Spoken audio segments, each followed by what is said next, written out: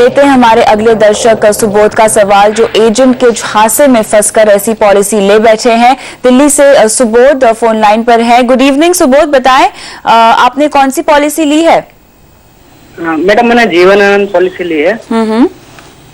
और आपको क्या कहा एजेंट ने, क्या कहकर ये पॉलिसी बेची है? एजेंट ने बोला ये 10 लाख का सम एश्योर्ड है और इसमें 42 लाख प्लस सम एश्योर्ड मिलेगा मैच्योरिटी पे 30 साल के बाद। 30 साल के बाद।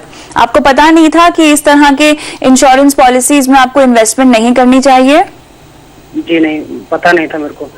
मुझे ये बताइए आपने कब ली है ये पॉलिसी? लास्ट ईयर लिया है सितंबर में। लास्ट प्रीमियम जा चुके हैं। 2 प्रीमियम जा चुके हैं? हाँ, हाफ ईयरली का 34,000 का टोटल प्रीमियम है पर ईयर। चलिए, देर आए दुरुस्त आए। आपने योर मनी पे अपना सवाल भेजा और आपके जरिए यहाँ पे कई सारे दर्शकों को हम बता पाएंगे कि इस तरह की मिससेलिंग से उन्हें दूर रहना चाहिए और इंश्योरेंस को इन्वेस्टमेंट समझ के नहीं खरीदना चाहिए। राइट हर्ष, यहाँ पर सुबोध की मदद हम किस तरह कर सकते हैं? इन्होंने 2 प्रीमियम ये कह रहे हैं कि हाफ ईयरली भर चुके हैं, यानी 1 सालाना प्रीमियम भर चुके हैं। बिल्कुल। तो सुबोध जी, ऐसा है कि अगर आप जो भी इस दौरान बोनसेस हुए हैं हिस्टोरिकली, अगर उसको अज्यूम करें कि वो बोनस कंटिन्यू होगा फ्यूचर में, तो इस पॉलिसी पर आपको 30 साल के बाद करीबन 24.5 लाख रुपए मिलेंगे, आज की बोनस रेट अगर कंटिन्यू होती है तो। और अगर 34,140 रुपए आप 30 साल तक देते हैं और 30 साल बाद आपको 25 लाख रुपए अगर मिलते हैं, जो कि करंट बोनस रेट के हिसाब से मिलेंगे, तो रफली IRR रफली आपकी रिटर्न रेट 5.3% आता है। प्लस ऑफ कोर्स आपका 10 लाख का कवर है।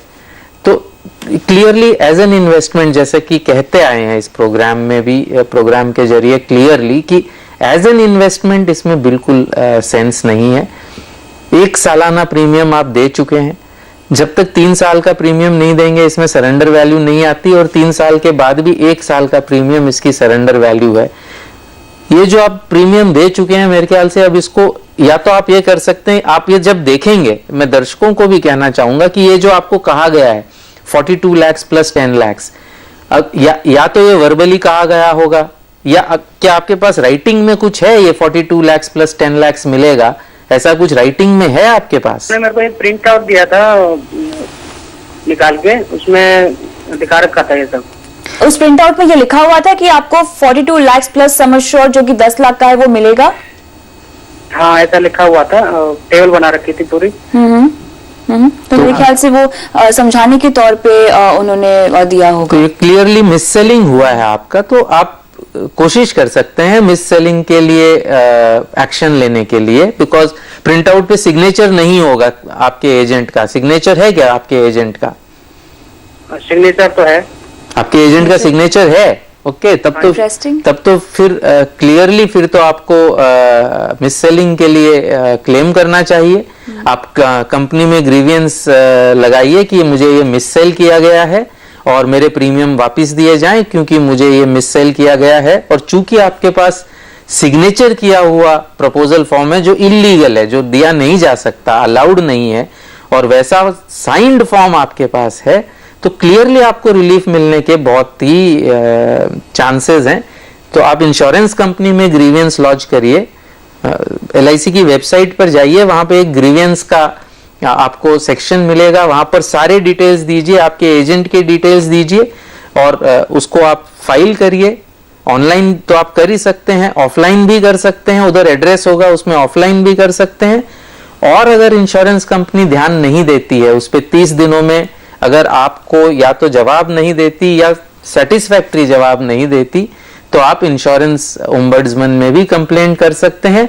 और अगर प्रॉपरली साइंड प्रपोजल, आप प्रॉपरली साइंड ये जो है, अगर इलस्ट्रेशन आपके पास है जो कि गलत फिगर्स दे रहा है, तो क्लियरली रिलीफ मिलने के आपके बहुत अच्छे चांसेस हैं और आपको क्लियरली ट्राई करना चाहिए।